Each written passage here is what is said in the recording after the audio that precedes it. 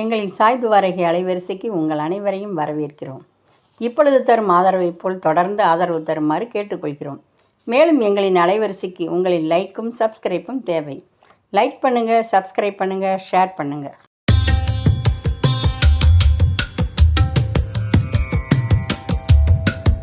திருச்சிற்றம்பலம். அரசிலங்குமரி கதையின் தொடர்ச்சியை பற்றி பார்ப்போமா?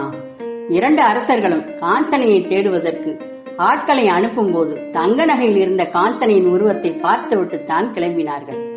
ஒரு ஊராக சுற்றி திரிந்துவிட்டு ஒரு கிராமத்திற்குள் சென்ற சாரங்கனுடைய ஆட்கள் மிகுந்த களைப்போடு சென்றார்கள். அப்போது ஒரு மரத்தடியில் 2 மண்பாண்டத்தில் தயிர் மோர் வைத்து விற்று கொண்டிருந்தால் ஒரு மூதாட்டி. அந்த மூதாட்டியிடம் சென்று குடிக்க மோர் தாருங்கள் என்று கேட்டார்கள். மூதாட்டிக்கு 70 வயது இருக்கும்.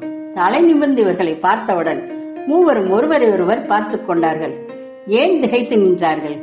அரசன் காண்பித்த உருவம் இளமையோடு இருந்தது. இந்த உருவம் அப்படியே முதுமையில் இருக்கிறது.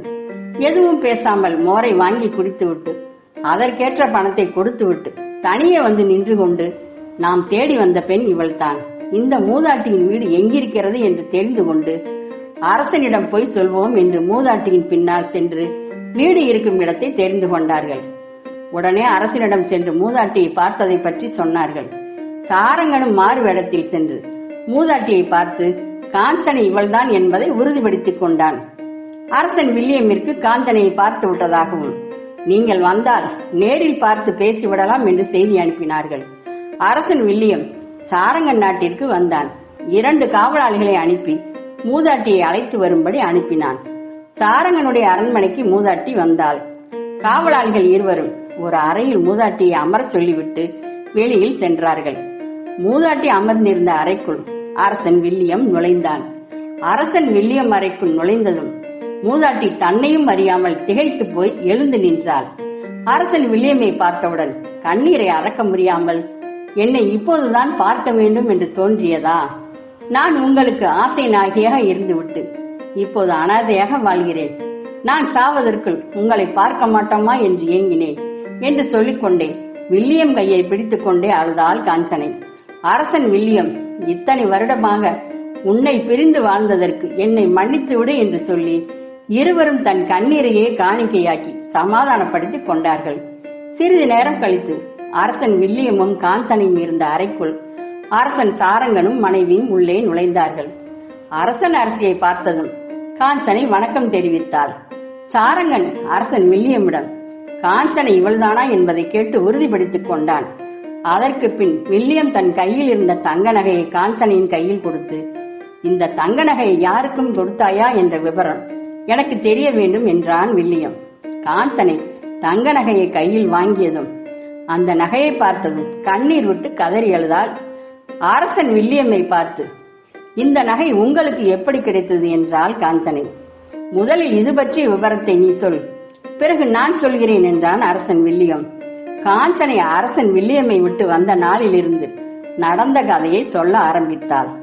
நான் கருவுற்றதாக சொன்னவுடன், இந்த குழந்தையை நீ பெற்றுக்கொள்ள வேண்டும் என்றால் நீ இங்கிருந்து எங்காவது போய்விடு என்றவுடன், கண்காணாத இடத்திற்கு சென்று செத்து விடுவோம் என்று முடிவோடு அரண்மனை விட்டு வெளியேறினேன்.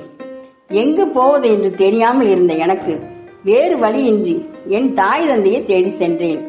என்னை பார்த்ததும் இருவரும் சந்தோஷப்பட்டார்கள்.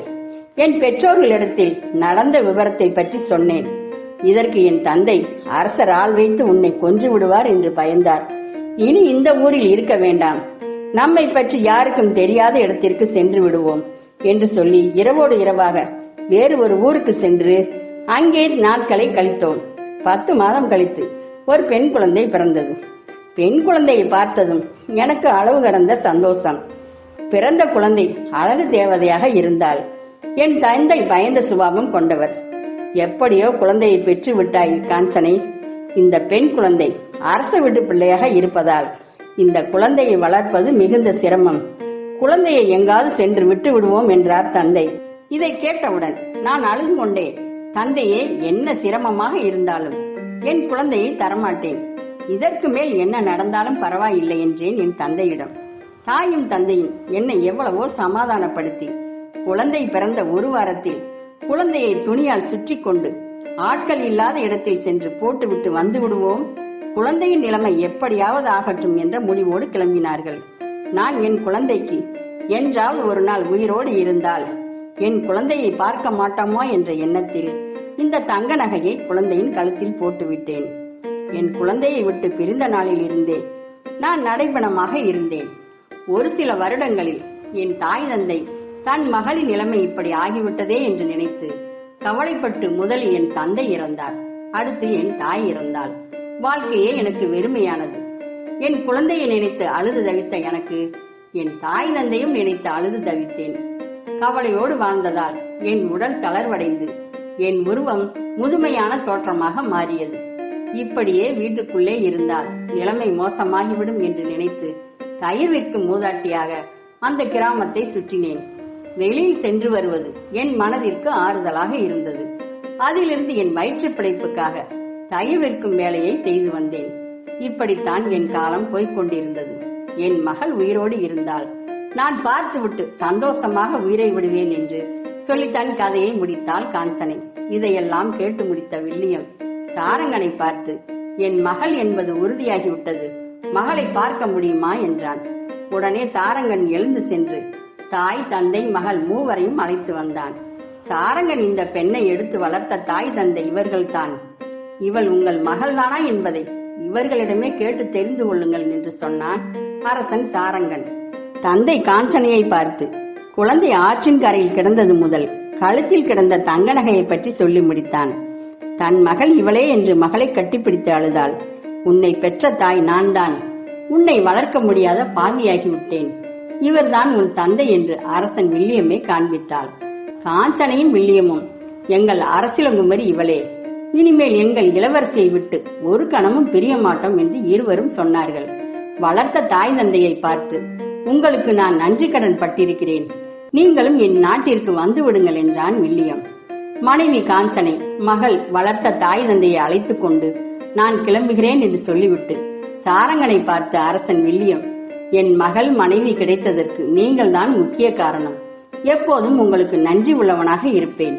எந்த உதவியாக இருந்தாலும் என்னிடம் நீங்கள் தயங்காமல் கேட்கலாம் என்றான் வில்லியம். அன்பாக பேசி ஒருவருக்கொருவர் சந்தோஷப்பட்டு கொண்டார்கள். அரசலங்குமரிதான் இவள் என்று தெரிந்ததும் சாரங்கன் தன் மகனுக்கு பெண் பார்ப்பதாகவும், உங்கள் மகளையே என் மகனுக்கு திருமணம் செய்து கொள்ள விருப்பப்படுகிறேன் என்றான். காஞ்சனைக்கும் வில்லியமிற்கும் மிகுந்த சந்தோஷமாகிவிட்டது. என் மகள் இப்போதுதான் எங்களுக்கு கிடைத்திருக்கிறாள். 6 மாதம் எங்களோடு வைத்திருந்து விட்டு திருமணத்தை பற்றி பேசுவோம் என்றான் வில்லியம். அரசன் வில்லியம் சொல்வதும் சரிதான் என்று ஏற்றுக்கொண்டான் சாரங்கன். 6 மாதம் கழித்து வில்லியம் மகள் அரசிலங்குமரிக்கும் சாரங்கன் மகன் இளவரசனுக்கும் திருமணத்தை சீரும் சிறப்புமாக நடத்தி முடித்தார்கள்.